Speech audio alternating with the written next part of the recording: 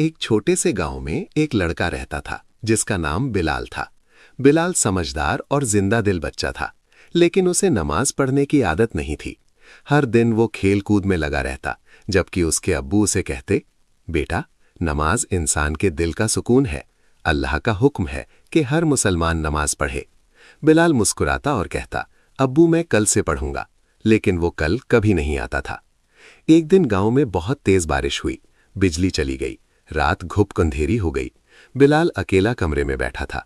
हवा के जोर से खिड़कियां बंद हो रही थीं। उसका दिल घबरा गया। उसने सोचा, अगर अल्लाह मुझसे नाराज हुआ तो? उसी वक्त उसे अपने अब्बू की बातें याद आईं। नमाज से इंसान का दिल रोशन होता है और अल्लाह उसके साथ होता है। अगली सुबह बिलाल ने फैसला किया कि वो मस्जिद जाएगा।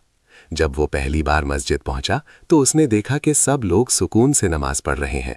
उनके चेहरों पर एक अजीब सी रोशनी थी। बिलाल ने पहली बार सजदा किया और उसके दिल में एक अजीब सा सुकून महसूस हुआ, जैसे सारे गम दूर हो गए हों। उस दिन के बाद बिलाल ने नमाज को अपनी जिंदगी का हिस्सा बना लिया।